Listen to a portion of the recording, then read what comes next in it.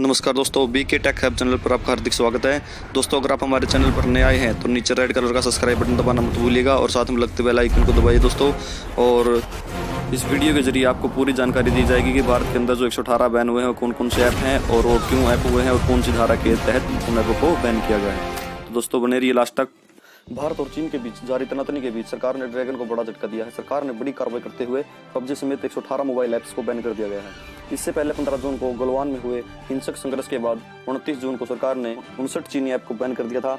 उसके बाद 28 जुलाई को 47 ऐप को बैन कर दिया था।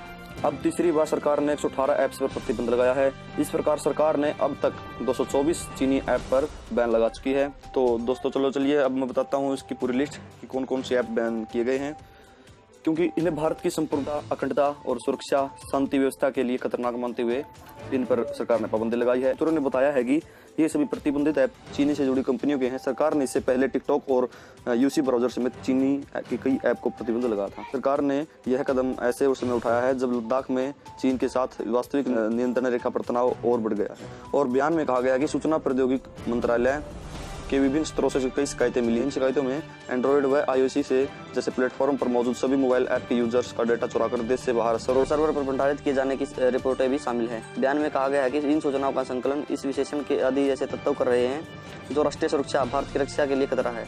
यह अंततः भारत की संप्रभुता और अखंडता पर जोखिम उत्पन्न करता है। यह बेहद गंभीर मामला है जिसके लिए उचित कार्रवाई की गई है। सरकार ने बुधवार को कहा कि इलेक्ट्रॉनिक्स एवं आईटी मंत्रालय ने सूचना प्रौद्योगिकी अधिनियम की धारा 69A के तहत अपनी शक्तियों का इस्तेमाल करते हुए जोखिम की प्रकृति के मद्देनजर 118 मोबाइल ऐप को प्रतिबंधित करने का निर्णय लिया है। बयान में कहा गया है गृह मंत्रालय के तहत आने वाले एजेंसी भारतीय साइबर अपराध समन्वय केंद्र ने भी इन संदिग्ध ऐप पर प्रतिबंध लगाने का सुझाव दिया था।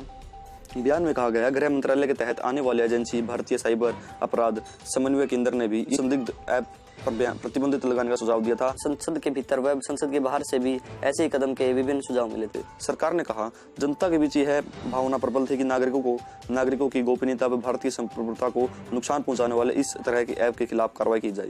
कारोबारियों के संगठन federation of all India traders ने सरकार के इस कदम का स्वागत करते हुए इसे चीन की गलत हरकतों के खिलाफ महत्वपूर्ण कदम बताया है। संगठन ने कहा कि यह कदम देश की भावना को मजबूत करेगा। कैट के राष्ट्रीय अध्यक्ष बीसी भरतिया, राष्ट्रीय महामंत्री प्रवीण खंडेवाल ने कहा कि चीन के ऐप पर प्रतिबंध लगाना अनिवार्य था। ये ऐप देश की संप्रभुता व सुरक्षा के लिए खतरे थे। पबजी जैसे ऐप नई पीढ़ी को बिगाड़ रहे थे। भारत के लोग इसके अन्य ऐप पर अपना समय खराब कर रहे थे। ये दोस्तों भारत में जो 118 बैन हुए ऐप की महत्वपूर्ण जानकारी। ऐसी जानकारी के लिए हमारे चैनल को सब्सक्राइब करें और लाइक करें और शेयर करें दोस्तों।